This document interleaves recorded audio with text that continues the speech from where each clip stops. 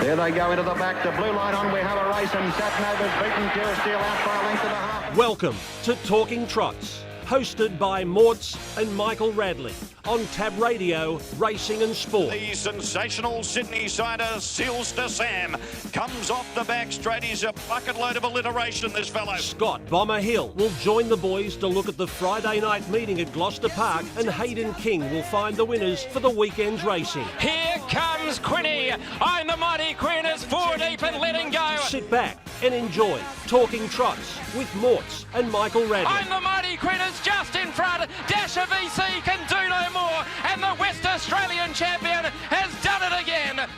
Yes, hello and welcome to another big edition of Talking Trots, and big news during the day. Never Ending comes out of the Western Gateway tomorrow night, a big lead up into the Sky Racing WA Derby, and we'll catch up with his trainer to get the latest update, Justin Prentice, and also talk about his two runners that are left in the Western Gateway, and also a few of his other runners that are going around and getting set for big races. Bomber went well last week, and we'll get Bomber in a little bit later on, and also Hayden to do some mail for the provincial and country racing over the weekend. But I'm not going to ask you how you are, Morts. Probably better than you were this morning when you heard the news, but not everything was going perfect for Never Ending into the Derby, and just a little slight setback with he's being scratched tomorrow night.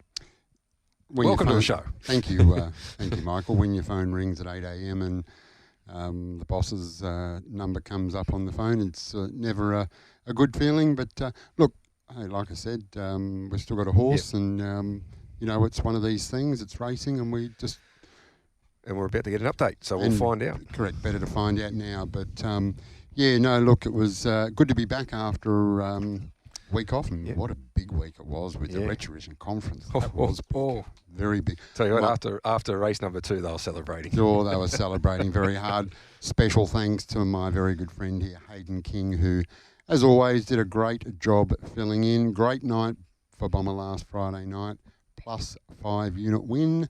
Hayden bet into 3 races and was looking for a 3-leg multi, but unfortunately we were out in the first leg, despite the last 2 legs saluting, albeit marginally better than bank interest. Yep. Upstairs, the Retrovision team had a punters club, and I managed to turn a $50 bill into a $40 bill per unit. So you were well in front at one stage, though. I tell you what, we were well in front, and I reckon I think I could have almost purchased Gloucester Park had Mickey's Beach hung on.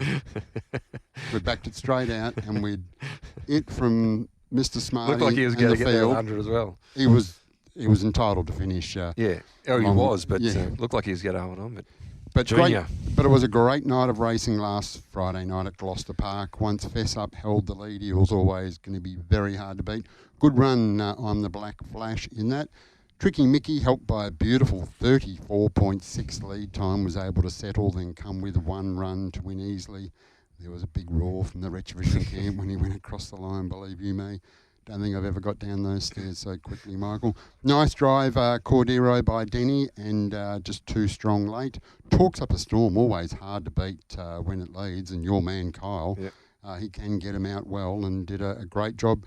Jumping Jack Mack finally drew barrier 1 and duly saluted. It had been 2 years since he'd drawn barrier number 1. Okay. Cyclone Charlotte was just simply better than them. That was just the barrier draw was the reason why we got the price, and the last 3 really picked themselves.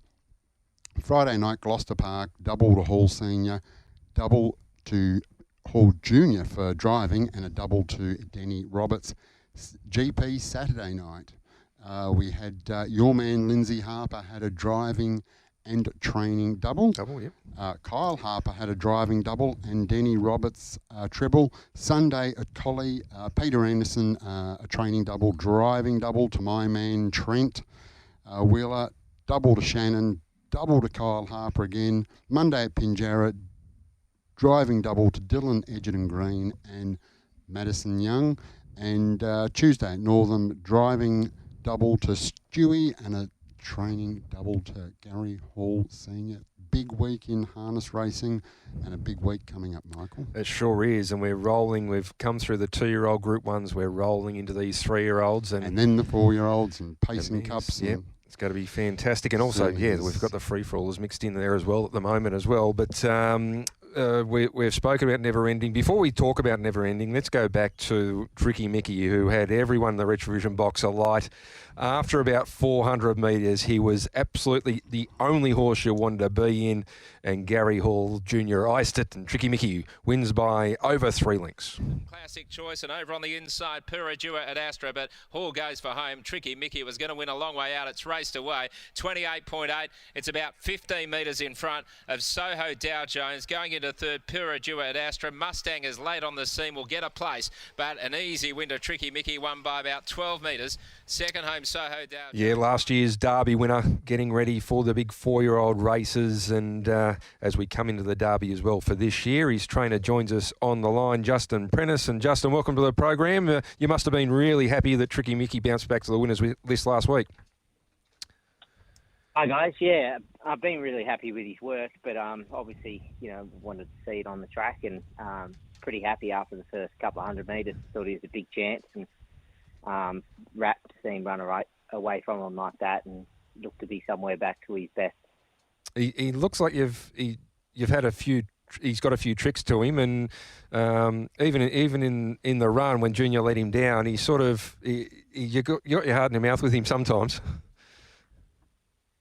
Yeah, I mean, I generally I'm sort of not worried about him breaking up, that sort of thing. But he's never been a nice gaited horse, and he, just sort of, when he first lets down, he feels great, and it's just when he knocks off, when he got the front and sort of Junior relaxed on him, he sort of put in a few funny ones, and then once he got up him again, he sort of ran through the line good. But I think that's about as good as you can get him to pace, as good as I can get him to pace anyway.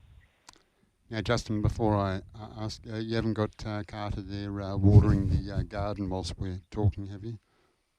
No. I've checked the garden. And all the plants are still in the ground? All the plants are still in the ground? Oh, beautiful. That's good. Tell you what, he watered half of the nutrient sale last year. Earlier this year. Yeah. He helped them out. It was a lot greener by the time he left. That's good. I'm kicking the footy with him in the backyard at the moment. Seems though the Eagles have got the first pick. Yes. I don't know how young they can be, but I'll tell you what, half a chance of getting on the Eagles list. Tell you what, at the moment, I think they'll take anybody, Justin. That's for sure. Now, you've obviously. I'll say one thing about Tricky Mickey. As he goes around the bend, it does look like he hops and skips a bit, but as you said, not the best gated. Last time in, he was certainly well under. You've obviously had to just go back to square one. Did you find out what was the problem last campaign, Justin? No, we never did. I thought his first couple of runs back were good. And then he had a couple of sort of unlucky runs, and sort of you questioned how well he went. And then his work just went off at home as well. So he'd never really worked average before. So we knew that something must have been amiss, but I couldn't really put my finger on it.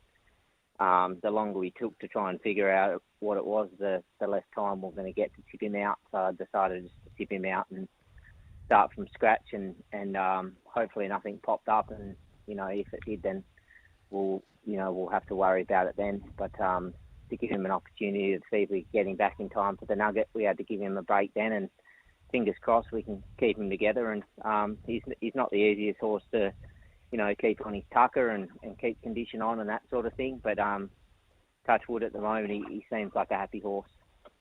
Yeah, he looks certainly the 34.6. Must have been very happy when you saw the 34.6 lead time, and knowing that Junior's on board, he's just been able to get him in the right spot. And then it was just a matter of letting the horse letting down. But he did let down very, very well, and looked like he hit the line really hard. Pulled up well after that, Justin? Yeah, he has seemed pretty good. He was good on the night. He turned up to the Trots in a lather of sweat, and he's really sweaty out on the track, which he can do his first few runs. So, I mean, I think it would have to take a bit out of him. So hopefully a couple more trips up to GP, he'll settle down, and hopefully usually once he's had a few runs, he'll get up there and he won't turn the hair. So hopefully we can get him back to that once he's had a couple more runs, and that should help him in the long term. And finished up being a pretty good night last Friday night. You had the win early with Tricky Mickey, and then you had three very good seconds with Mickey's Beach, Heart of Alia, and Rambo Rabbit. Must make the trip home a bit easier. Yeah, it was. Before the night, I thought we could struggle to have a winner.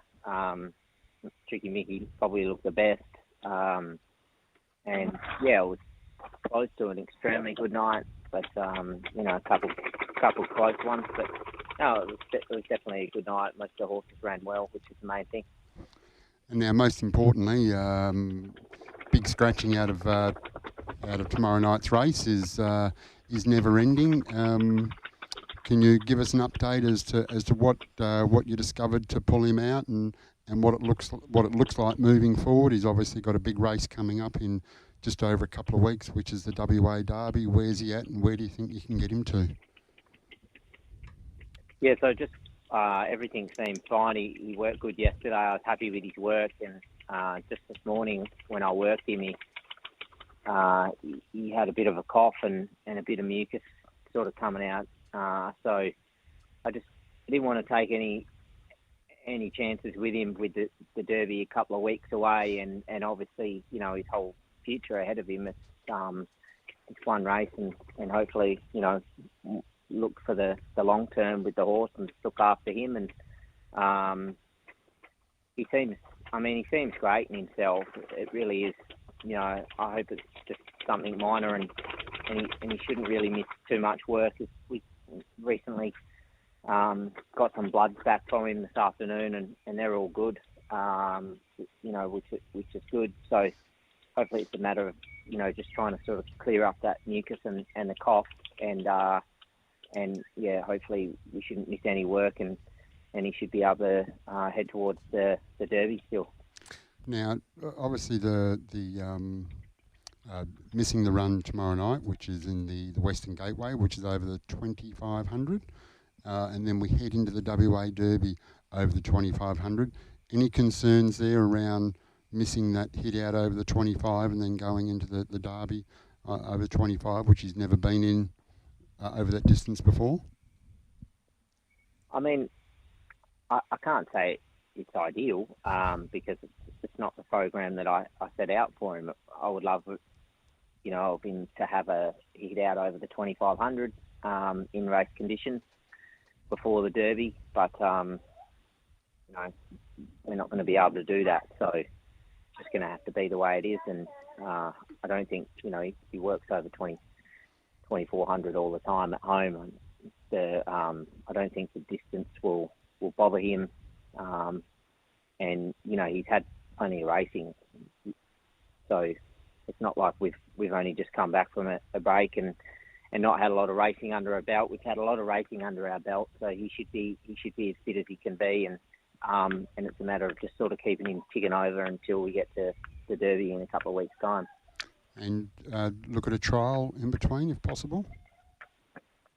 Yeah, potentially. We'll see how we get through the next few days, and whether he can have a trial or a hit out, middle to late next week. I'll work that out when it gets closer. But yeah, we'll see what happens. But it would be good to probably get him off the property and head to a racetrack and let him have a bowl around. The preparation had been going perfect up until this time, JP. Apart from he got beat once, but he still ran fantastically, and everything just seemed to be ticking over well. Western Gateway 2 weeks into the Derby, it has had to alter what you've got to do with him. Yeah, it has a little bit. I mean, race-wise, obviously, but nothing ever goes perfect. It might seem that way, but it never is. Perfect at home, I know all through, about three of his cutters trying to pull my AirPods out of my ears. Through his 2-year-old career, we had a lot of sort of mucus issues that we had to sort of try and clear up, and not a lot of time between races to do much with. But you sort of don't need to put that out there, and you think the horse is, if he's right to go around, then I think if he's as close to 100% as I can get him, then I think we've still got a horse that can win the Derby. Well, you've hopefully that everything gets back on track for you in preparation for 2 weeks' time in the big 3-year-old race. But you've still got 2 representatives in the Western Gateway tomorrow night. Mickey's Beach, who was fantastic last week, just pulled and obviously didn't race as the way you wanted him, and your other horse, Rolling Fire, who was held up wide on the bend and ran home strongly, and they were both very good runs in filling the placings last week. Yeah, they were. I was right with both their runs. Mickey's Beach, I thought when he got fallen early and ran that 1:06.5 lead time, I thought he was in a lot of strife, and I thought Denny did a good job to keep him under some sort of control and not fight him too much. And I guess it sort of just showed the ability that I thought has been there. And it's the first time we've burned him out the gate, so he's been really settled during the week, and I expect him to run a good race, but it's going to be hard to see where he's going to sort of end up from that barrier draw. And Rolling Fire's a bit, similar position. Is tough draw again for him. We know that he runs the 25 really well, and getting him to settle is never a problem that we have to worry about. And he's just a super racehorse. I think give him the right run in the Derby, and I think he'll give him a shake. Obviously, there was going to be a change in the market with Never Ending coming out. Mr. Smarty's now 132, but I'm pretty surprised in the difference between your 2 runners. Mickey Beach is at $6.50 and Rolling Fire $18. I don't know whether they're that far apart or should be that far apart in the market. Yeah, I'm not. I mean, it's not something that I look at the market. I would have flipped them the other way probably. Yeah. I agree. I was quite surprised. Certainly quite surprised when I saw that. Now, Justin, outside of the WA Derby, of course, the week after then, you've got the WA Pacing Cup, and you've got a horse which the JP Stratton. Of course. Is next week, and then 2 weeks into the Pacing Cup. Thank you, Michael. That's okay. JP Stratton. Then 2 weeks into the Pacing Cup, Mighty Ronaldo has just been ticking along quite nicely this campaign. Hasn't had any luck with the barrier draws. How's he going along? Yeah, he seems good. I was wrapped. It's obviously a long way back last week. Never really looked like having a chance the way the race was run, but I was really happy with the way he travelled. He really looked like he wanted to be there, and there's been a sort of couple of races this prep where I've been a little bit sort of questioned on whether he's switched on is what he needs to be, but on Friday night he really looked like he was. Em said he felt like a different horse in the warm up, and in the run, he every gap that opened up, he really sort of shut up there, and that's sort of the old Ronaldo that we want going into those big races. Yeah, he certainly is going to play a major part, particularly if he can get the right trip. Mighty Ronaldo. Before we let you go, Justin, can I just ask you, because we've spoken about Mickey's Beach and Tricky Mickey by Always Be Mickey. They seem to have big motors, but they all seem to have tricks to them that you need to work on them and get to the track. You've got a few, and Aiden's got a few, but is that a trait of theirs, that they are a little bit tricky, but they've certainly, if you persist with them, they've got the ability? Yeah, I think, well, they're definitely the ones I've had. They haven't been, well-gated horses. And it took me a long time to work out whether I was ever going to get Mickey Beach to the track. I really didn't know if I think I've ever had one that I just can't get gated. And he was one that I really thought that maybe he was going to defeat me. And, yeah, Tricky Mickey's a bit the same. I think a few out of his family have been a little bit funny gated, so maybe that's a little bit on the mare side as well. But yeah, I mean, both those 2 horses, they've got a motor, so I'd probably rather that. And Yeah. try and, fix their gait a little bit later. But I think they'll always be Mickey was a good older horse, so hopefully with maturity they continue to, get better and better. Yep. No, well, no doubt he continues to improve Mickey's Beach, and let's hope Tricky Mickey is back to his best coming into these big 4-year-old races. Mate, thanks for taking the time to come and chat and give us an update on Never Ending. Good luck with him. Oh, hang on. Mort's has got another question. I just he want hasn't to know, spoken to you enough in the last 2 days. just want to understand how the kicking out in the backyard's going, mate. Left foot, right foot, drop punt, torpedo. What's his best? Well, I think he's got the golf club in his hands at the moment, so I keep putting that in his hands. Hopefully one day it might be our retirement if he's good enough. Yes, going to say a little bit more money. Live golf still around.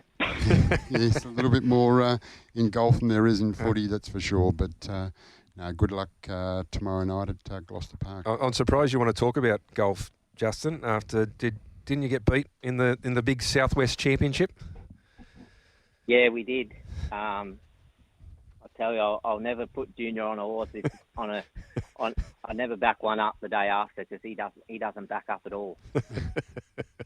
It was meant to be an Ambrose tournament, and it was me versus 2 people. Right. Junior just come for a ride in the complete buggy. passenger. Well, Justin, now you know how Ross felt.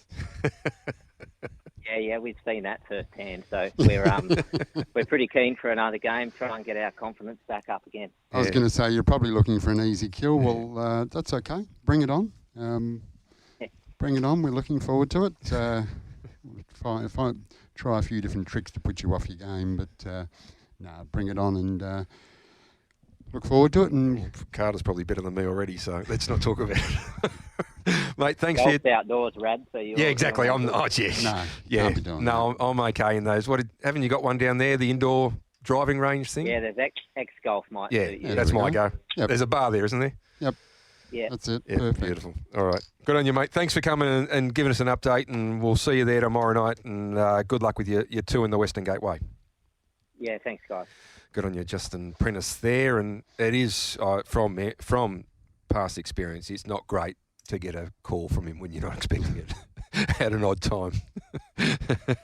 No, look, it's not. But like I said, the good news is, Michael, we've still got a horse. Yeah. And just something we just got to, It's a slight setback, but I mean, he's still the benchmark. And when the price went up on Harness Web at $270, I was waiting.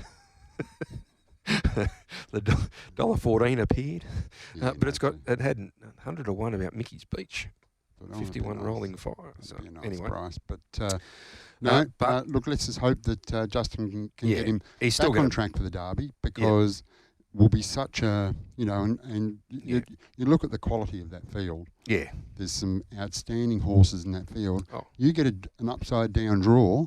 But still very tactical still. I mean, Rocket City's electric off the gate. If he was drawn 4 or 5, you'd probably say he'd cross without too much trouble. But just drawing alongside him, it just gives Stewie that opportunity to make sure he kicks up. But and then, Mickey's Beach, if he gets on the steel again like he did last start, it could be putting on a bit of pressure for runners in the back of the field. Because Might set it up nicely for a horse like Rolling yeah, Fire, what we probably don't want is just Mr. Smarty rolling the front and then rolling around without much pressure. So because it would have been a great tactical battle to see whether Mr. Smarty 2 weeks away from the Derby, does he really want to tangle with him? Or happy to take the sit, knowing that Never Ending's probably going to roll anyway, because he doesn't run too many real slow quarters. Never Ending, does he? He's not so your your probably best shot was having a sit on him. But tell you what, it's still a great race. Certainly it's still is. Even though Mr. Smarty's the $1.32, we know things can change straight after the start, and if he does get crossed, then all of a sudden it opens it up again. So there's quite a few horses.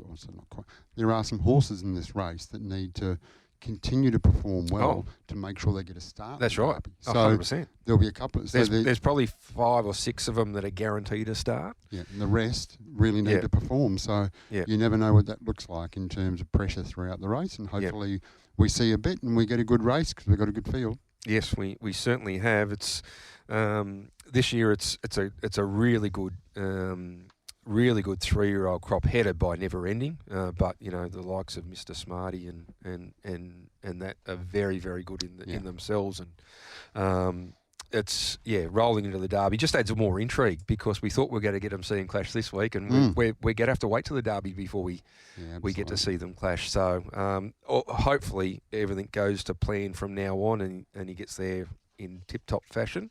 But it's certainly going to be an interesting Derby regardless, and obviously barrier draws are going to be important. And as we said, we've had the 2-year-old racing, we've come into the 3, we're about to hit the 4 and 5-year-old and the mares. And I actually had a phone call yesterday from Jared Alchin. He was on his way to Bathurst. His main target now is with My Ultimate Ronnie, the Breeders' Challenge, but definitely booked on a flight to come over. All things going through that, to come over and race in our 4-year-old classic, the 125, and then the Golden Nugget 2 weeks after that. So he's a fantastic bloke, Jared Alchin, really good trainer. The owners are put a lot of money in as well, and it's good to see him come over here. He went around in the Eureka, and just talking to Jared yesterday, they were considering going into Dominion, but racing Leap to Fame and the open class horses, as opposed to coming over here, and probably not a halcyon year for us in WA and racing in his own age group. I think that just sort of changed their mind, but it'll be great to have him over, and we might also have a mare or two coming over as well. So that'd be good. Yeah, to mix it up with Wonderful to Fly and the like. Yeah, that would be great. So it's just building up as the program does. Now this next 2 months are just fantastic racing. Certainly are. Looking forward to it. Should be great. Yeah, and no doubt you're going to be playing a part in many of these races, Morts, hopefully. Well, we got, what is it? It goes Derby. Then we go to, Pacing Cup and Golden Nugget in terms of... Yeah, the grand finals. Yeah. Well, sorry, the Retrovision. The Retrovision. Yes, it's the night after the Inter-Dominion grand final. The Retrovision Golden Nugget. Night after.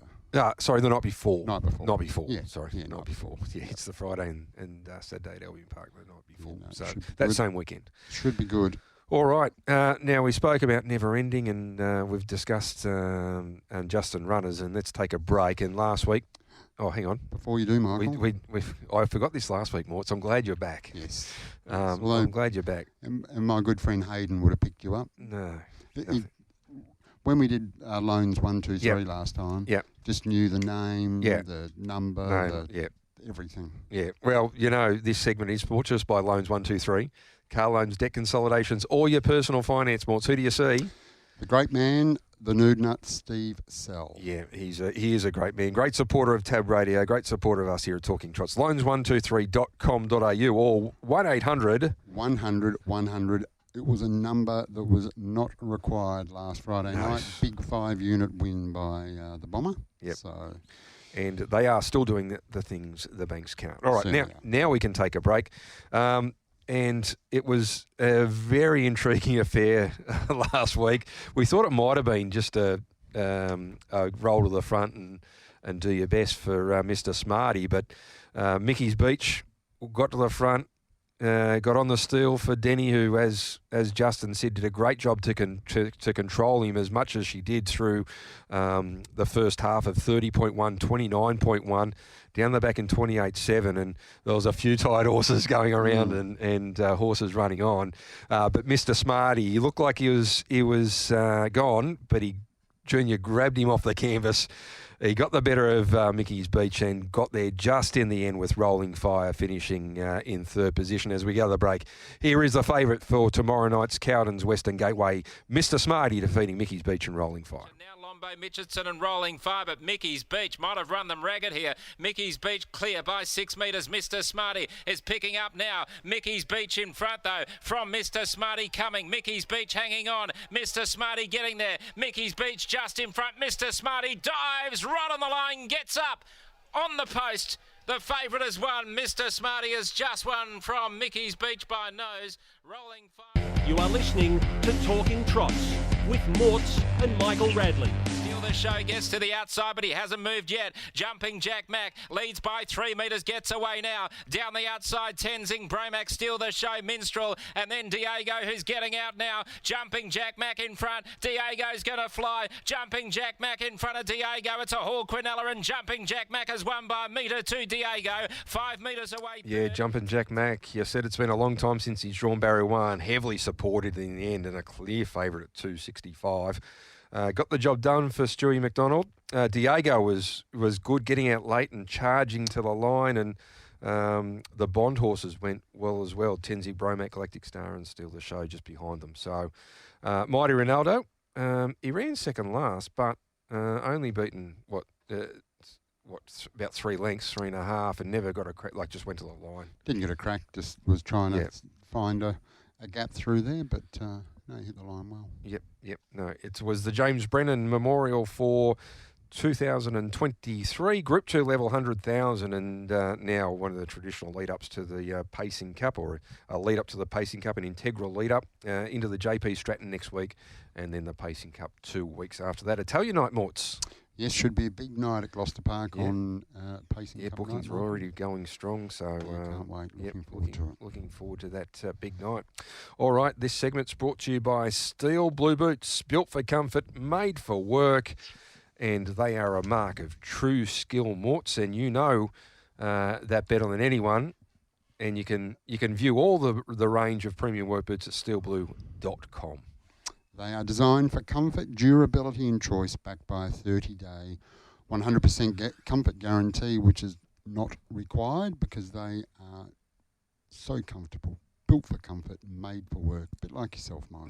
Indeed, and like yourself. And our man, Ross Fitzgerald, who'll be there tomorrow night. He certainly will. Yes, you've booked into the Beau Rivage for the Taste of WA.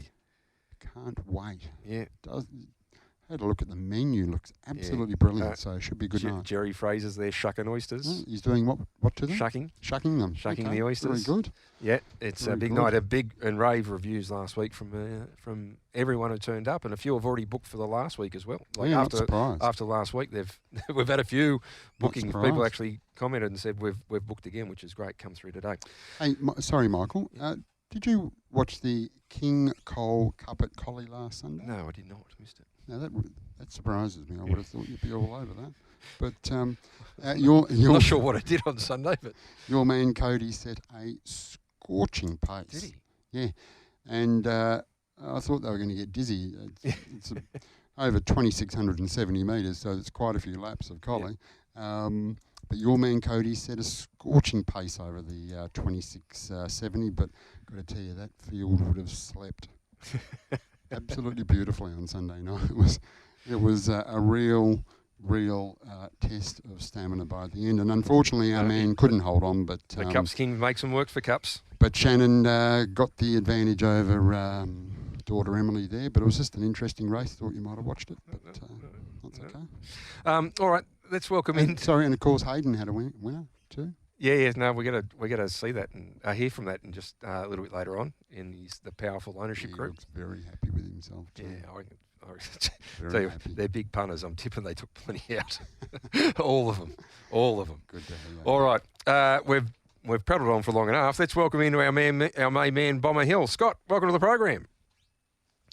G'day, Rats. How you going? Not too bad. I thought I was going to get to you about 2 minutes before I did, but anyway, welcome to the program. Did you watch the King Cole Cup at Collie on Sunday, Bomber? Yes, I did tune in and have a bit of a look at that. Did you back the winner? He said a cracking. No, I didn't. Rarely have a better Collie, but it's always entertaining racing. He set a cracking pace. Old Cody Waldrot, he was absolutely flying around. It was good. It was an interesting race. That's all I'll say. It was very good. I can ask him. I'm going to ask him tomorrow night. Then when I see him. Yeah, watch the replay. It was good. Lombo Mitchison when he goes around in the constellation of the Western Gateway. He's done a very good job with that horse. Very good. Oh, absolutely flying. Yeah, really good. And great to see they ran the constellation as well. Like really positive and proactive and coming to the Derby, run a constellation because they got great nominations and it's a great race. I probably would have had it higher up in the order of races for myself. But anyway, Bomber, good weekend last week. We got the cash. Yeah, jumping Jack Mack was a good result, and and the 5-unit bet got home for us as well. So it was a good night. Hopefully we can follow it up. Yep, indeed. We got to hope so. We're going to kick off with race number 2 for you, and let's have a look at the market. We've got Rock and Roll Elliot drawing the pole at $4.40, McLarney $11, Alcipi's Delight $11, The Watchmaker $51, Regal Cheval at $15, Rockaball $5.50, Classic Choice $4, Mr. Fortunia at $1.51, Hoppy's Way at $15. Then on the back line we got the Kraken at $15, Codename Marcus at $3.60, and Soho Gigolo at $151. Bomber, what have we got for race number 2? Yeah, I'm with Rock and Roll Elliot, Radzi. He's not the fastest beginner in the world, but he can hold his own, and I thought there might be a bit of a staggered start here, so that could allow him the opportunity to hold up. He's a horse that rarely draws good barriers, but he did lead comfortably from the pole at Pinjarra one day when he held Hillview Bondi and out of something, and they're both pretty good beginners. So I thought in a race where he certainly doesn't have to lead, he gets his chance to, and if he does, the pressure should drop out pretty early, and I thought he'd take some catching. Very interesting race, this one, Bomber. Looking through the field there's 4 of them that have got a big duck egg for their last start. So it's certainly a very very open affair, that's for sure. I'm going to have to back you in with your good judgment on this race because it's too hard for me to pick. Race 2, number 1, Rock and Roll Elliot, trained by Jocelyn Young, driven by Madeline Young. What's the staking plan, Bomber? Yeah, he's a 1-unit bet, but we can probably have 1 unit, and then if he does happen to hold the front, I'd say we can, for those that can, get on in play and double your bet, because in front I think his price certainly halves. All right, that's race number 2. The next race we're going to look at is the next race number 3, and as we have a look at the market, we have Thompson Bay at $2.90. I'm a 5-star General $4.60. Who's the Dad $2.50.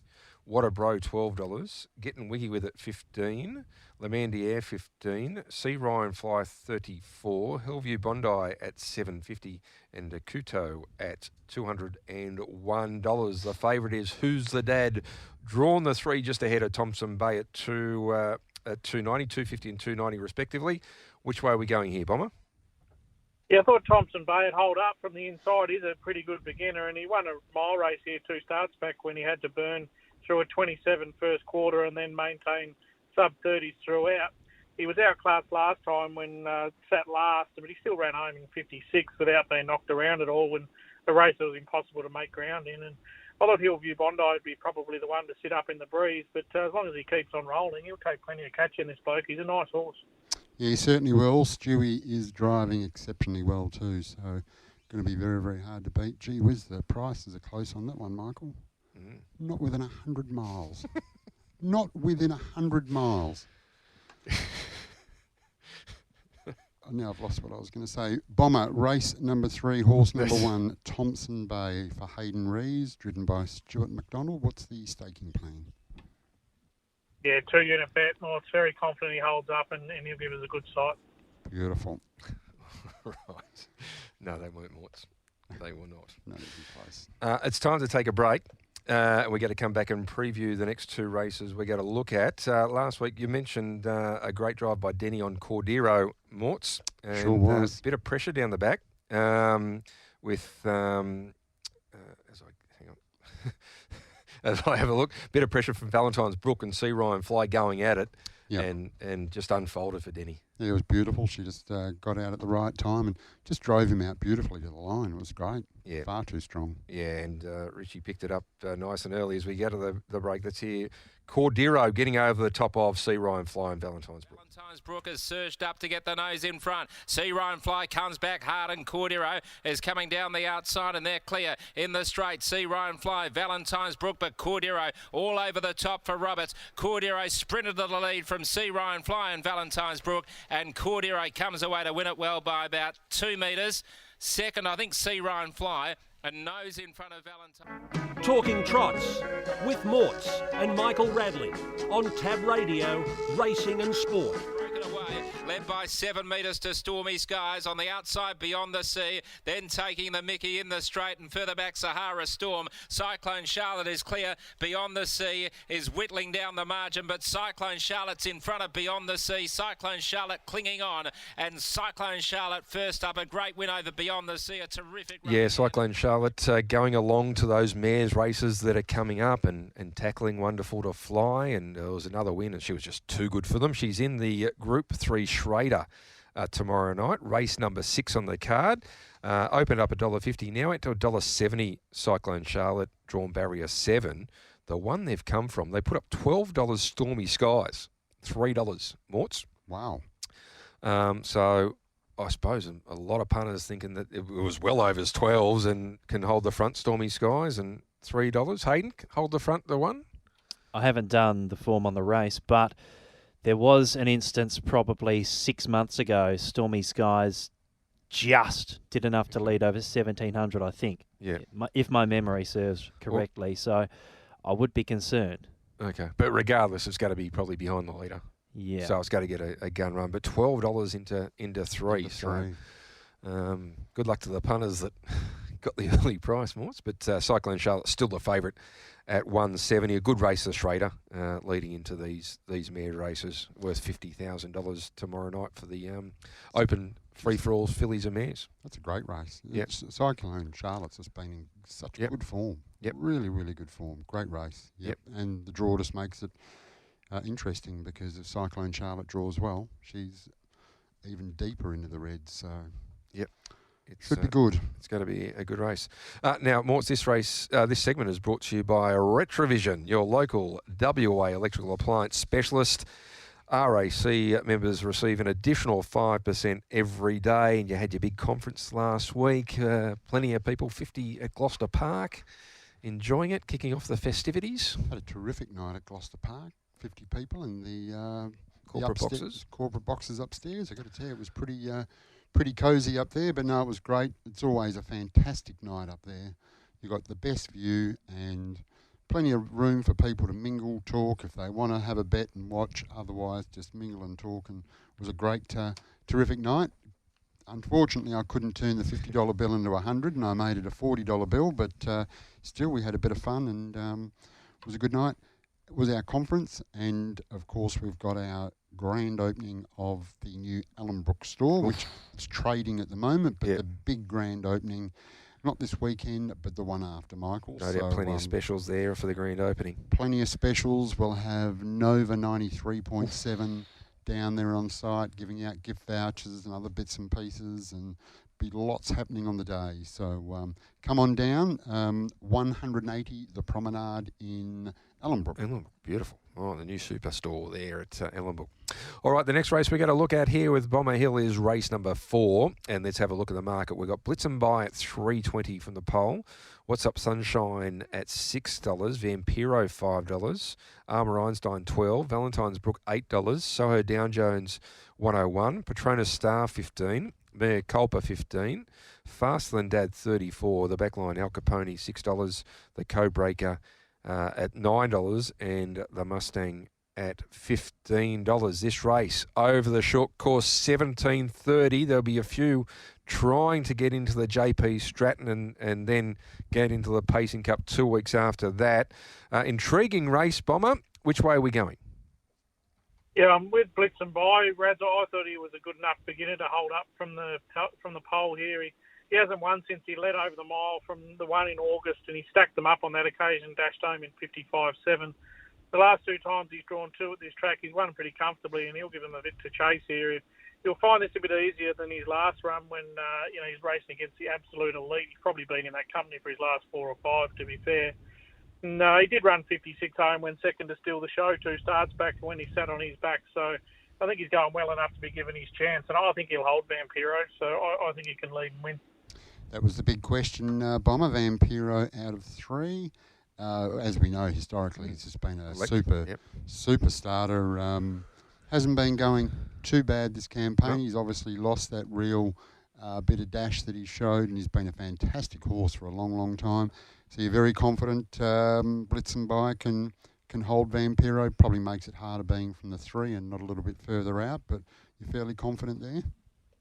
Yeah, I think so, and I think that's the key, drawn in a bit closer, and he hasn't been beginning with that same zip we've seen over the last few seasons, I don't think. They ran him off the gate last week, and he only came out with the code breaker. I wouldn't think the code breaker would cross blitz and by, so yeah, I'm pretty confident, drawn fairly close together. And then, of course, Shannon Savelko in front around Gloucester Park. There is not too many better. So race 4, number 1, Blitz and Buy for Mike Reid and Shannon Savelko. What's the staking plan, Bomber? Yeah, 2-unit bet, Morts. As I said, I'm really confident he leads, and he'll give a good side. He can get down around the 154 mark, I'd say. So that's going to take some chasing. Certainly will. All right, yeah. No, there's some interesting races there tomorrow night. And we're going to finish off our preview with the last race, race number 10, and we have a look at the mark. We've got Battle Scarred at $5, Naming Lights 11, Darty Boy 260 in favourite for the team of the horse we're with last race in Blitz and Buy. I speak of Shannon Savelko and Mike Reid at 260 in favourite. Cavalry Call at 71. Disco Dynamo at 15, Maddie 101, My Ultimate Baxter $5, Haywire at $7.50, All Aussie Mac 26, Our Star Watch at $6, and Brookie Jet 26. Can we go out a winner with the final event, Bomber?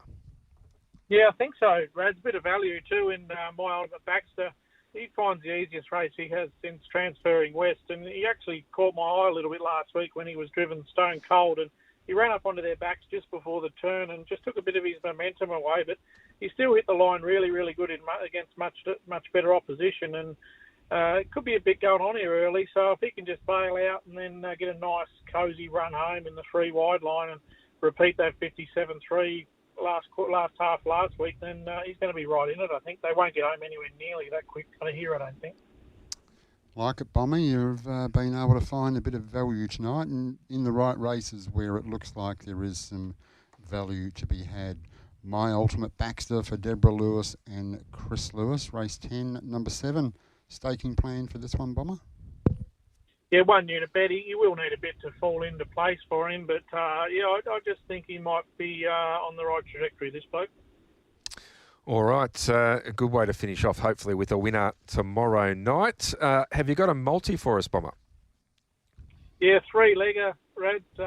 Race 1, number 8, the Black Flash. I really like the way he's going, and I think Junior will just get it done. He's only got one danger, and it's off the back line, and, Junior, he's very, very good in those sort of scenarios.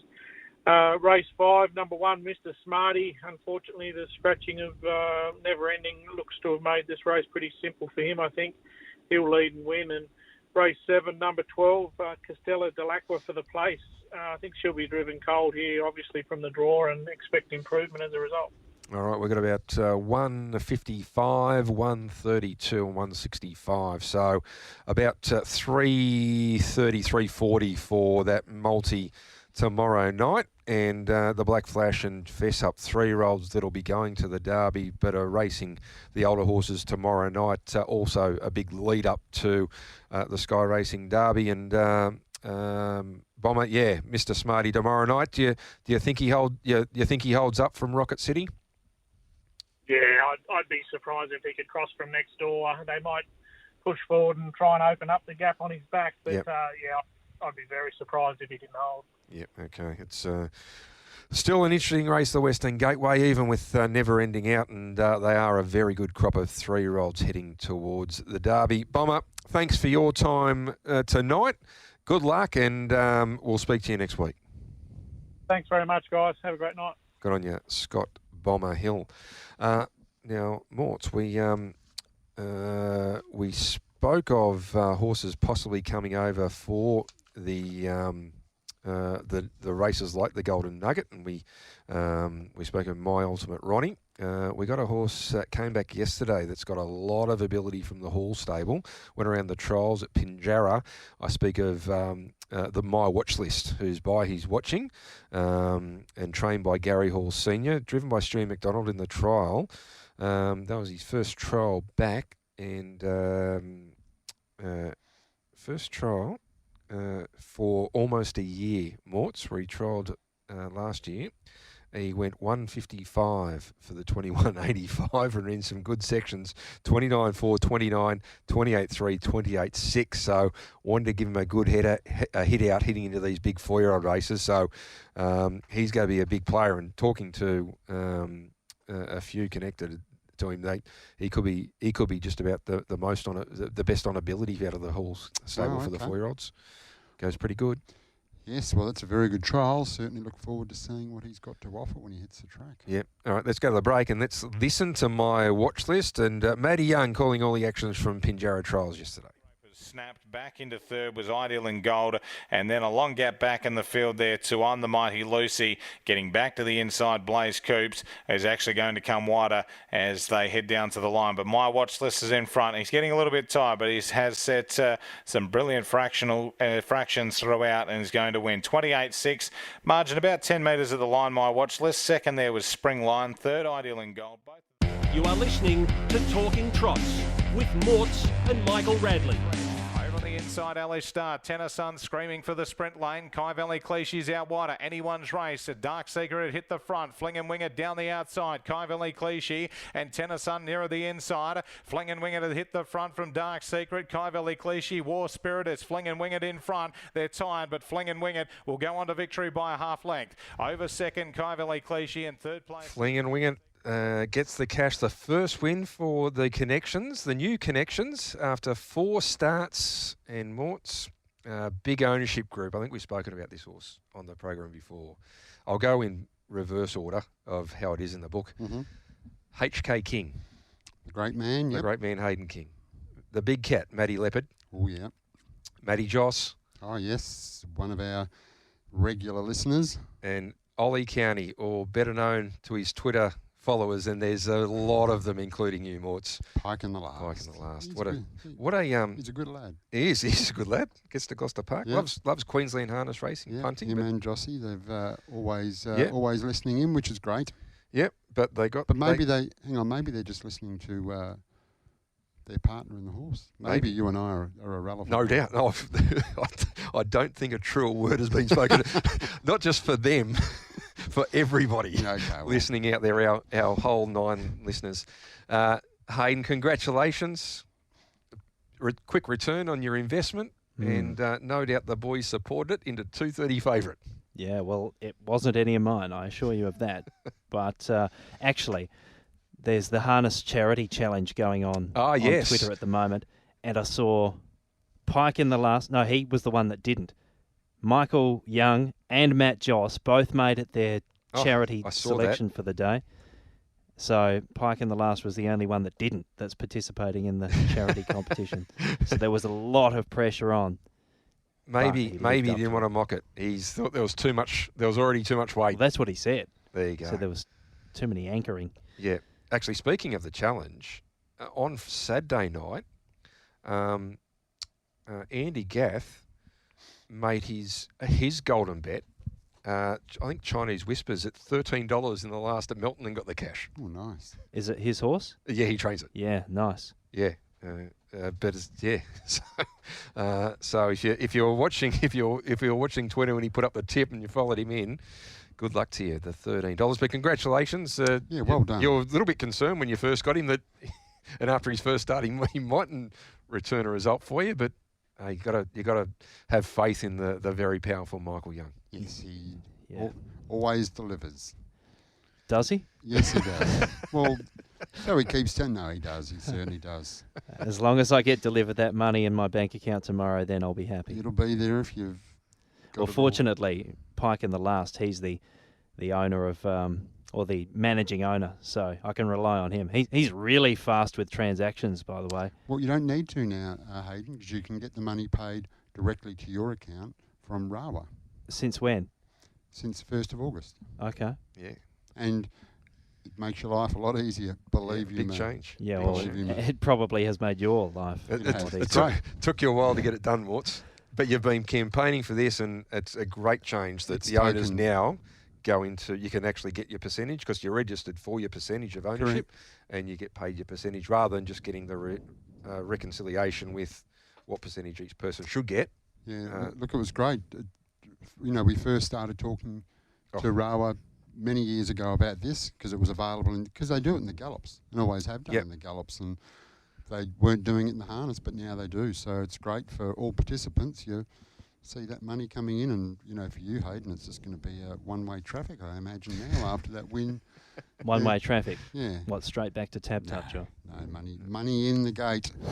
Money in the gate. Now before we, so I want to ask you about the big races at Victoria as well on Saturday night. But this segment's brought to you by Bayswater Mazda Morts, corner of Guildford and Garrett Roads, and no one knows better than you how good a Bayswater Mazda is, because you drive the Mazda 6 Turbo. That I do, the 626 Turbo, beautifully appointed car.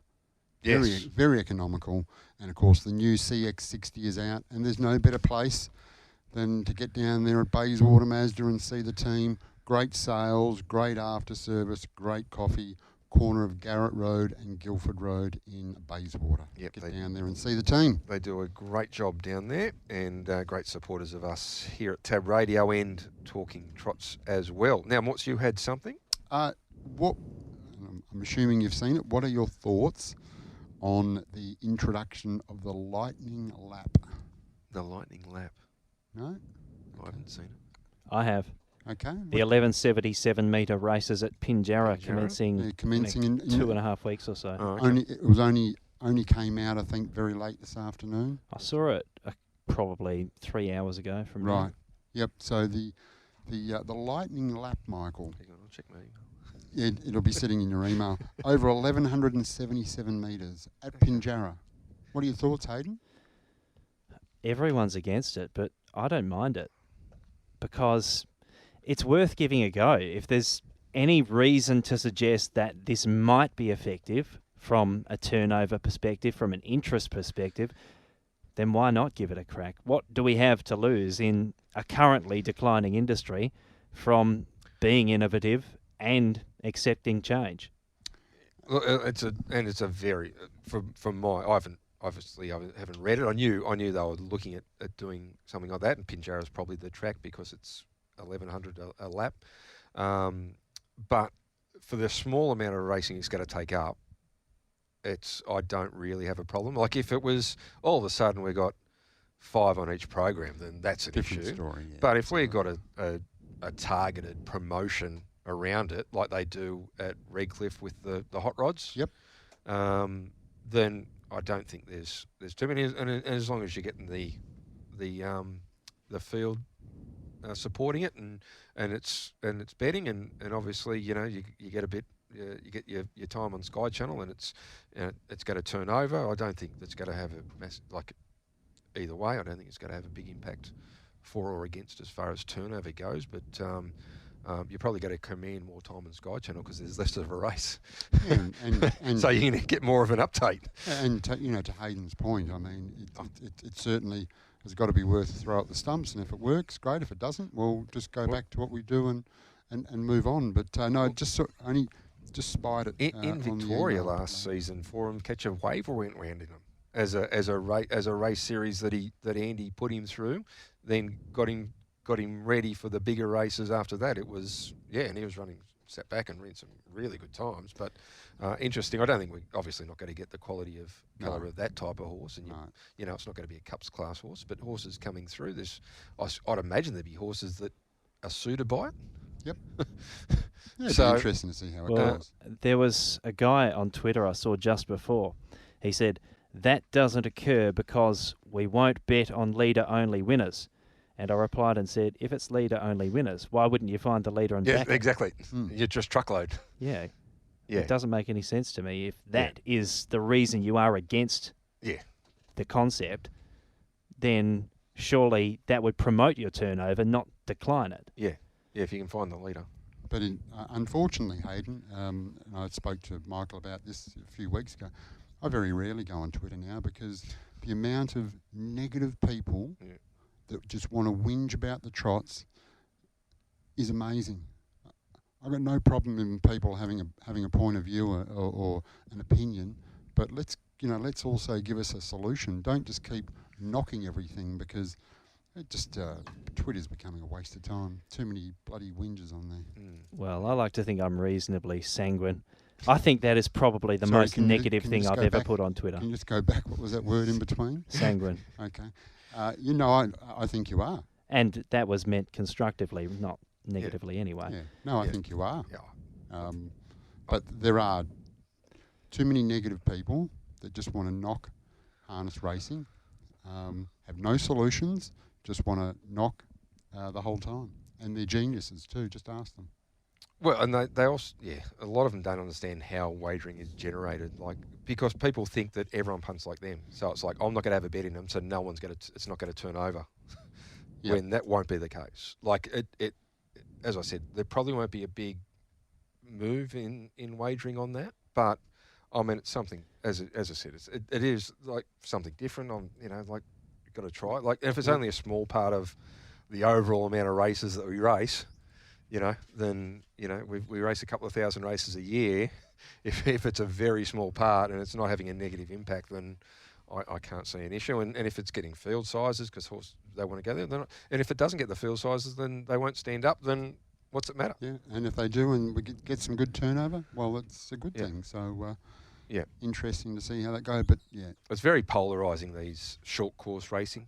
Very polarising over in the east when they've tried it. We haven't really gone down that path over here, but it's obviously people are really either against it or you don't get to see too many people that get real excited about it. But it's something that we got to consider when we people are getting concerned we're getting bumped off Sky One and all that sort of stuff. It's the type of race that's definitely going to stay on Sky One.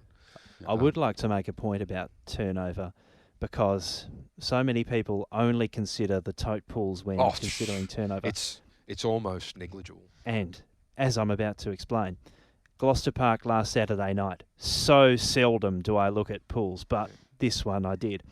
There was 1,400 in the win pool and 700 in the place.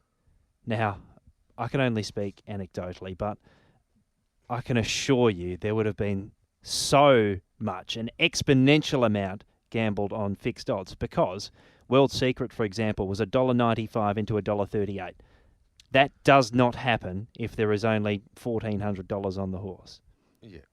Oh no,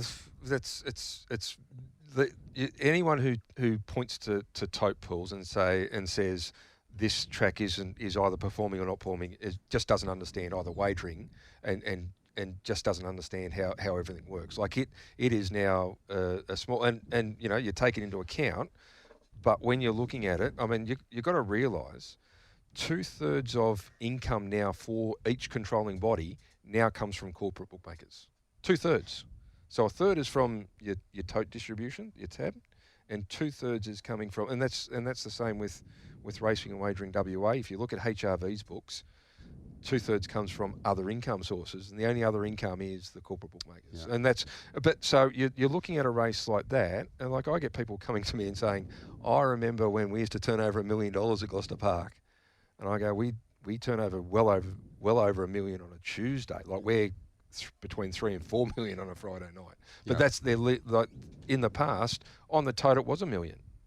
It's just not like that anymore. It's just in different ways. The majority is through corporates. The other one is fixed odds through in Tab Touch's own. And fixed odds is now becoming much stronger than the parimutuel anyway of everyone. The only way you probably get to change that is one pool. Yeah. And if you watched Randwick last week, the World Pools, they had the World Pools, and it was really interesting listening to I don't know the guy's name, but he was on there doing the markets. Took over from Munsey with. I was watching Greg before one of the races, and they were talking about a World Pool, and Zach Purden was on one.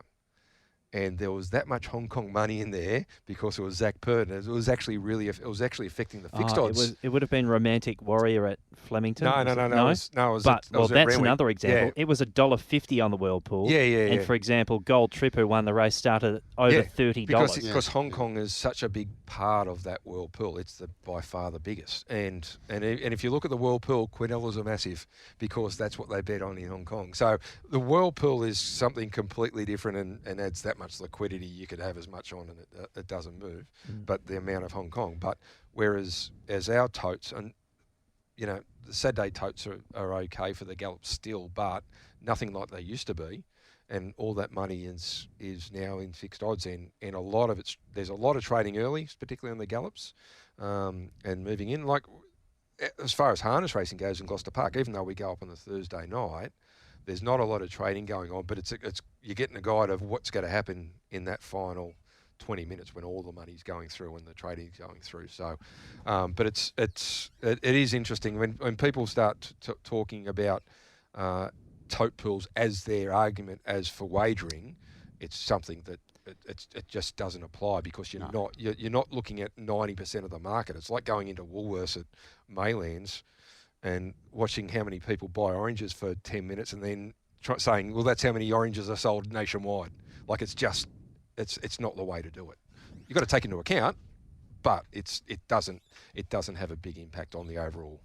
I think the casual punter doesn't really have a grasp on how the tote works either. For example, the younger people don't like it because the price changes, or and also they're not accustomed to that. Yeah, they've grown up with fixed odds only, yes. So they don't understand how it works. For example, a couple of weeks ago, I was explaining to someone, he's probably listening in now, how the tote actually works. So people are probably malinformed about how it actually operates. It's just wagering's changed so much with corporate bookmakers and fixed odds. Like that's the way that everything's gone, and that's the way that it continues to progress. And it's, the only, Hong Kong don't have fixed odds. They only have pools, but they're massive. Like they can control everything in Hong Kong. But it's when we're looking at wagering, you've got to take into account. Most people don't see that. I mean, they get the reports coming through for us for consultative groups and all that sort of stuff. But the amount of wagering that goes through these two lots, and 90% of wagering on WA is East Coast. So where does Gloucester Park sit in terms of nationwide tracks? Yep. In the top two most weeks. Lot one, sometimes lot first, sometimes second. So who's bigger, Menangle or Milton? No, not Menangle. No, okay. No, not Menangle. Sometimes Milton.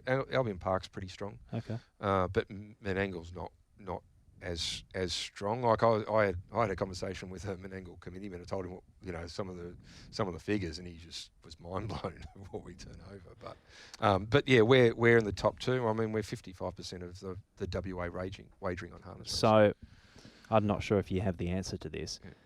Considering our market share, how do we compare as WA compared to, say, how Victorian harness is going relative to their codes, or Queensland harness compared to their other codes? We're probably as strong as anyone as far as market share, but still obviously get more in distribution than we do in market share. This is the issue with Victoria at the moment. So they've had $10 million worth of cost savings. $5 million come out of stakes because of the downturn in wagering and what they're getting back. So that's the major cause. So when through COVID, we all went through the roofs and we're all going great, but it was always going to normalise, and it's come back. But HRV are really struggling because they're on a market share deal. But it's hard to work out another deal. Like, how else do you work it out? Yeah. New South Wales have got they signed a 99-year agreement like 25 years ago, or what it was, the intracode agreement, where they get 18%. They're not turning over 18%. They're close enough to 11 or 12. So, and their dogs have been screaming about that since they started to go well with volume and stuff like that. But it's tough. So how many of the big clubs would actually make money? The clubs. Oh, the clubs make money, but you don't. All this off-course wagering. This is the other thing. So all stakes come through off-course wagering. The reason I asked that question is because that's different. So we don't get off-course wagering because people think that Trots in WA is Gloucester Park. Well, yeah. Well, we create the lion's share of wagering, but the other thing is, but because wagering is down, they think, well, Gloucester Park doesn't make any money. But no. But as a club. No, but it's not so much that even. It's more about people got to realise all the distribution, so all our stakes come directly from off-course wagering. So that off-course wagering pays for all the stakes, not on-course. No, nothing from on-course goes to stakes or anything like that. That goes back to the clubs to make sure they make a profit and can run. So being on-course and betting and all that doesn't help anyone you pay for the $50,000 Western Gateway. It's all off-course wagering that promotes. So that's what we've got to concentrate on increasing as an industry to make sure that we're not as susceptible as Victoria and all of a sudden have to take prize money cuts. And that's the big thing. So exclusively off-course wagering, and 90% of the wagering on WA harness racing, eastern states. That's just the way it is. And that shouldn't come as a surprise because the national population, WA, is 10%. So it shouldn't be a big surprise that the majority of wagering, even though we're at a later time slot, which is why Monday Pinjarra performs really well. Yep. Because it's earlier and we're getting more of the eastern states at a better time, and we've been trying to move the Tuesday into that earlier period because it's going to be better for wagering and better for the industry, and that's what we want to do. So Pinjarra are better off without lights to be running exactly where they are. Well, I wouldn't go as far as to say that, but for them that Monday slot is really good, and for harness racing, But it's also not as adaptable for the industry where we can't run Friday night co-meetings with Gloucester Park, and we can't run Saturday night meetings there because it's obviously night time. But we could run daytime. But on the Monday, obviously that daytime slot, it's a great slot. Absolutely perfect. And they turn over very well. Yeah, they're on the pecking order. They're right up there. They're like in line with Gloucester Park Tuesday. Yeah. So they're the two strongest. The ones we really need to make sure that perform well are the Friday night Gloucester Park, Monday Pinjarra, Tuesday Gloucester Park. And now the second Friday, we should be racing every Friday night as a second meeting because it's now turning over more than the Saturday meeting. Yep. And that's the way you can go to increase wagering. Because, I haven't spoken to other jurisdictions that are going, we like racing with Gloucester Park because of what you bring to the table, making sure people are betting, and they bet on those other absolutely. Meetings. So it's like, we're like Friday night. Everyone goes, "Oh, you race Friday night." So it's like, who do you think made Friday night?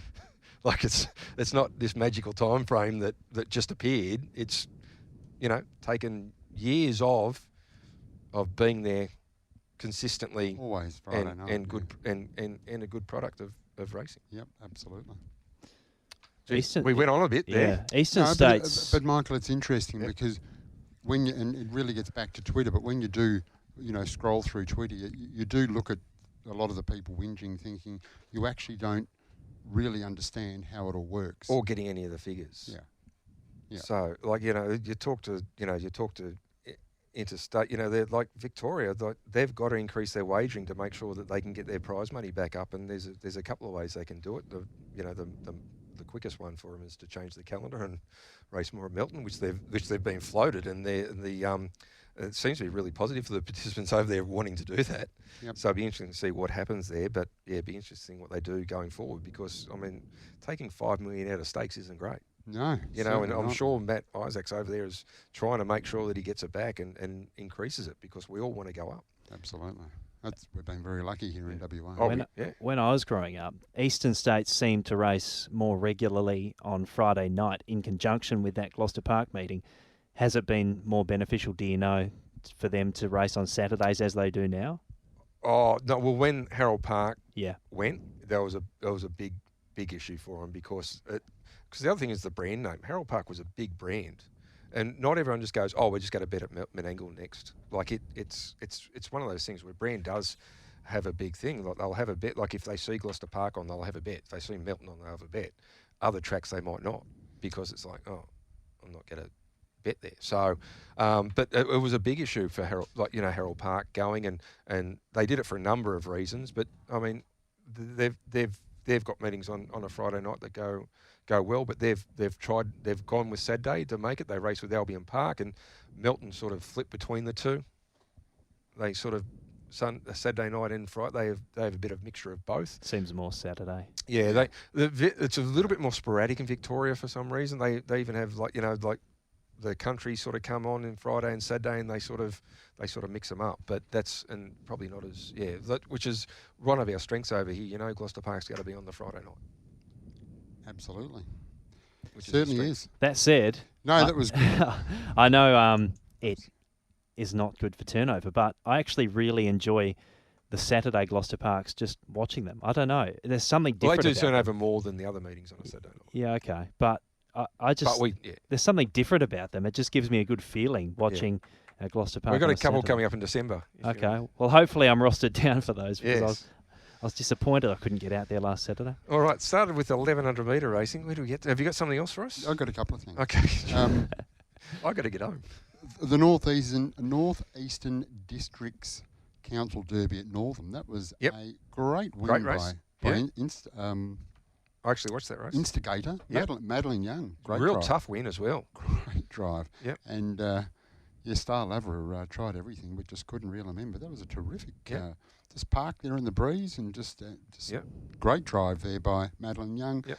And Major Express made a good return to racing. 2 years. Yep. Major Express. I'll tell you, we spoke about it last week, myself and Hayden sort of predicted it's not going to be an easy kill for Sky Lord going there on a Monday, but well picked, went to the front. AC Lewis out in front, got the cash on a hot day, made them work. So Boot Scootin went good. Yeah. Yeah, absolutely. No, it was very good win. Not to speak after the fact, but I am surprised there was so much support for Sky Lord off the map. Into that shorter price coming up against Major Express. Let's say Major Express is in front, then Bean Scootin's going to be 1-1. So there's dangers everywhere. Yep. It was quite shocking to me. Yep. Trained and driven by Bill Hayes. Luca. You're talking about? Yes. Yeah. It's just great to see Bill Hayes. Train and drive. Okay. Yes. Sorry, I've got a lot of things scribbled down here that I just wanted to get out. And not a cohesive thought inside. No. All right, we've covered the Northeastern Districts Council Derby. You can rub that one off. Major Express, Luca. I think I've just about... He's a nice horse, Luca. He's going really well. He can do work in his races. He's pretty versatile and he still seems like he's on the way up. He should be able to pick up at least one or two more of those stands. So goes well. Hopefully Billy can keep him going. Yep. All right, I'll shut up now so Michael can get home. In the Mazda. The big weekend of racing. Friday night we've already spoke about. Saturday we got Narrogin. And it is 7 races. The first at 6:02. Then we roll into Sunday at Collie. They're back to Collie on Sunday.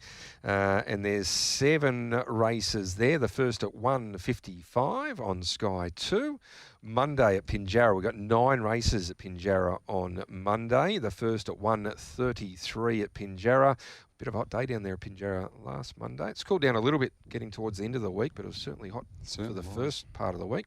And then Gloucester Park on Tuesday, another 9 races, and the first at 4:20 on Sky 1. Hayden, have you got some tips, or have you? I've got some. Have you got keener since our discussion about wagering? Well, I'm keen to invest. To help create turnover for the industry. Mm-hmm. Follow these in. Let's boost turnover and, importantly, money back in your pocket. Yes. I like that. Yes. Okay, starting off, race number 2 at Collie on Sunday. Number 1, Mr. Coper, should lead and win. I'm going to keep this brief because we've gone long enough. Race 4, number 1, Houston Flyer, should lead and win. Race 6, number 1, Major Dalton. There's a bit of a pattern for me. Yes. He should lead and win. He stepped really well in a trial, Major Dalton, by the way, so he should be able to step to the front, and he's a nice little horse. And the last, race 7, number 2, Rockin' the Trend, should lead and will win. Even if she doesn't lead, I think she can breeze and win, so it doesn't matter. Okay. So the only difference there was one of them drew 2 and it will win. Yep. And the other 3 drew 1 and they should win. Yep. Okay. That's Collie. So you're confident Collie Sunday. I will be tuning in this week, Morts. Yeah. Oh, that was a great race last week. You should have watched it, Mike. Yeah, I'll be actually go and watch the replay. I will. Thought old your man might have pinched it. He certainly went very hard early. We've got Pinjarra Monday, Gloucester Park Tuesday. What have you got for us? Race 2, Gloucester Park on Tuesday. Number 1, Tucks and Tails. Guess what? Should lead and win. Well, there is a fair bit of speed in the race. Pelagroso can really sizzle out, but there's no back line. Gary Hall Jr. goes on. Good luck crossing him. Tucks and Tails is no slouch from the mobile either. He's pretty quick. So from the lead, I think this is his big opportunity to bounce back into the winners list. Tucks. So race 2, number 1. And race 3, number 6, Dr. Steve. Here's the each way out of all of those. He's got a couple of options at the start, 25, 36 metres, and he's going quite well. So keep him on your radar if he comes up a big price. Race 3, number 6. Tell you what, our man is very confident tonight. Very, very confident. Are you working over the weekend and up to Tuesday? No, I don't think so. I haven't actually worked since I was in here last Thursday. I'm in a really bleak period. So if you can pull some strings, get me some work. Peter O'Neill. Yeah, I need to. Is he still listening, Peter O'Neill? Pete, come on, mate. What do you like at selling toasters? Hey, I reckon I'm above average at most things, so I'm willing to give anything a crack. Fantastic. Well, we're always looking for good salespeople. I can give you a pitch right now if you want. Yeah, no, I've seen enough. Just the confidence I've seen in Collie and Gloucester Park for this weekend. Yep, you start on Monday. Yep, outstanding. At the new Ellenbrook. New Ellenbrook store, yeah. Is that too far from home? I could try and find one a little bit closer for you. Closer is better, but I'm willing to do the hard yards if the pay packet is there. Naturally, for a talented person like yourself, we'll make sure you're well and truly compensated for. Yeah, very good. Now, I didn't even get to mention the Victorian racing on Saturday night. Petrarca won the Victoria Derby.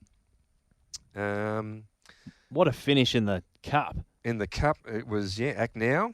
Got the cash. Catch a Wave was... That's a big price, too, Act Now. Both come from well back after the front runners went hard. Stella Bella in the Oaks final. It was a big run too. Yeah. It did it work at a variety of stages, left without cover, had to make it. What about the run of Joyful? Did you see it? Big runs everywhere. Emma Stewart's camp on Saturday night. First 5 across the line, Joyful, and she was 3 wide for the last, coming from 3 pegs. I don't know how it did it, but anyway, it was big. But big night of racing. Really good coverage on racing.com for the whole night with Ryan, Adam, Mick, the old team back together. It was a really good night. They do a good job. To sit there and watch. They do a good job, that's for sure. But a good night of racing at Victoria. But tell you what, all eyes will be on Gloucester Park in WA over the next month of racing, Morts, because certainly will. It certainly is going to be. Looking forward to it. Like I said, Derby, Pacing Cup, the big 4-year-old races. Can't wait. Mares races. Yeah, the Mares races. Yep. All right. Great months of harness racing coming up. I reckon the last segment's gone an hour. Close enough to. No, I thought it just feels like it has. We started the last segment 33 minutes ago. Oh, okay. Yeah, I just had a couple of questions. No, that's good. No, get off my list. If you want to start talking about wagering, that's I just get annoyed seeing people on Twitter talking about things that they just got no idea about. So it's good to talk to somebody that's got an idea. When you're talking about parimutuel, you take note of it. But a race in parimutuel, one could have say 10,000 in the win pool. One race, the next race could have 5,000 in the win pool on parimutuel, but the $5,000 race could turn over $50,000 more just because of fixed odds and corporates, and that's where they've invested. Yeah, it's just the way it is. But it's what people see, I suppose, and that's what they concentrate on. I can see it, so it must be true, and it's not taking into account that it's could be 5% of the market. Well, to Hayden's point, younger people have grown up and all they know is fixed odds. That's right. Parimutuel fixed odds means nothing to them. Yeah, well, I remember growing up and fixed odds wasn't even a thing. No, it wasn't. Yeah. You have to go you'd have to go to the track to get a price with a bookmaker. Yeah. Or you could go to the tab and donk some money in the account. But they didn't have fixed odds until probably 10 years ago. Yeah, I remember the CEO telling me when I first got here in Perth that there would never be fixed odds on Gloucester Park. Now it's we wait for Thursday night, they go up, we wait for the prices and we come in and that's what everyone's waiting for, to work out the market and to see which way we get to go, and that's 70% of what Gloucester Park does now in wagering. Or no, probably 90% of fixed odds. Is fixed odds, either through corporates or tab touch. Very good. There we go. All right. Back onto it. We thought we got off, but we're back on. Mate, Hayden, thanks for your time. Great to see your confidence up. Well, that's what happens when you're owning winners. Yes. You're confident about everything. You're confident about all of a sudden punting. you can pick them everywhere, but a very good judge there, Hayden King. Yep, exactly. Morts, thanks for your time. Good luck. Hopefully for you, Never Ending gets straight back on track and he's rearing to go for the Derby because, hope so. I mean, he's a generational type of horse that we really want to see and race and promote for the industry. And he's a West bred. He's everything that's good about WA harness racing. And people are talking about him, which is good. The more East people Coast are talking about East our Coast sport, are talking about him. The best it is. So whether it's him or some other reason, but the more we talk about it, the better off we are. So hopefully he's back. Saying Still that, got a couple of really good chances in the race. Tell you what, the Western Gateway is going to be a great race, and then we lead into the Derby in 2 weeks' time, and great racing everywhere, and really looking forward to it. As I said, good luck, and we'll see you out there tomorrow night. The Taste of WA in the Beau Rivage. Yes, looking forward to that. Up there, shucking oysters. Yes, with Jerry. Correct. Yes. All right. Thanks, everyone, for your time. Hope you enjoyed the last segment. Hope you enjoyed the whole show. Until next week. That's if you're still listening. That's it. We might have got a few more. They might have. It's not a radio show. They can't tune in. But anyway, thanks to everyone for tuning in. Hopefully you enjoyed it. Until next week, it's bye for now. Chances are you're about to lose. For free and confidential support, visit gamblinghelpline.org.au.